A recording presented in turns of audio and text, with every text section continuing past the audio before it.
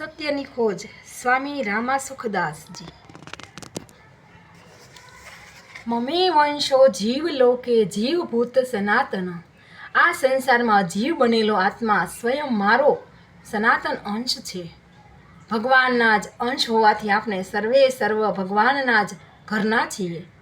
આપણું ઘર સંસારમાં નથી, એટલા માટે આપણે 84 લાખ યોનિમાં જઈએ, સ્વર્ગ નરક વગેરે લોકોમાં જઈએ છીએ, ક્યાંય રોકાતા નથી। જો અહીં આપણું ઘર હોત તો આપણે અહીંયા જ રહેત, ક્યાંય જાત નહીં। પરંતુ પરમાત્માની પ્રાપ્તિ થવાને પછી જન્મ મરણ થતા નથી, કારણ કે આપણે પરમાત્માના ઘરના છીએ। એટલા માટે પરમાત્માની પ્રાપ્તિ તો આપણા ઘરની વાત છે, પણ સંસારની પ્રાપ્તિ આપણા ઘરની વાત નથી।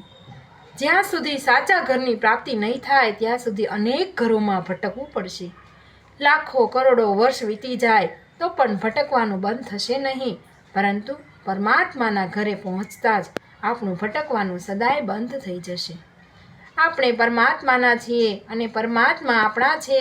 આપણે સંસારના નથી અને સંસાર આપણો નથી। આપણો સંબંધ પરમાત્મા છે, સંસારની સાથે આપણો સંબંધ છે જે નહીં થશે જ નહીં, થઈ શકતો જ નથી। એટલા માટે આપણે સંસારમાં કદી એક યોનિમાં રહેતા નથી। એટલું જ નહીં, એક યોનિમાં પણ આપણે પહેલાં બાળક થઈએ છીએ, પછી યુવાન થઈએ છીએ, પછી ઘરડા થઈએ છીએ, એક ક્ષણ પર સ્થિર રહેતા નથી। પ્રત્યેક દેશ, કાળ, વસ્તુ, વ્યક્તિ, પરિસ્થિતિ, ઘટના, અવસ્થા વગેરેમાં પ્રતિક્ષણ પરિવર્તન થતું રહે છે, કારણ કે સંસારમાં કોઈ પણ સ્થાયી નથી। સ્થાયી રહેવાવાળી વસ્તુ ભગવાનના ઘરની જ છે। સંસાર પરાયું ઘર છે। આપણે પારકી જગ્યા છોડવાની છે અને પોતાની જગ્યાએ પહોંચવાનું છે। સાધકોને હૃદયમાં ઘણું કરીએ આ વાત ઠસાયેલી છે। આપણે સંસારના છીએ અને પરમાત્માને પ્રાપ્ત કરવાના છે। વાસ્તવમાં આપણે પરમાત્માના જ છીએ અને પરમાત્માની પ્રાપ્તિ આપમેળે છે। જો પહેલેથી જ આ ધારણ થઈ જાય છે, આપણે સંસારના નથી, આપણે તો પરમાત્માના છીએ જે વાસ્તવમાં છે, તો પરમાત્મા પ્રાપ્તિ ઘણી સહેલી થઈ જશે।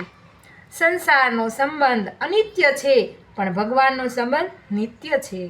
લાખો કરોડો વર્ષો અથવા અનંત વર્ષો વીતી જાય તો પણ ભગવાનની સાથે આપણો સંબંધ જેમ છે તેમ રહેશે, પરંતુ સંસારનો સંબંધ છૂટશે જ તો રહેશે, એ પણ માત્ર પણ સ્થિર નથી। જીવ સંસારને પોતાની માનીને કદીક વૃક્ષ બને છે, કદીક પક્ષીઓ બને છે, કદીક પક્ષી બને છે, કદીક ભૂત પ્રેત બને છે, કદીક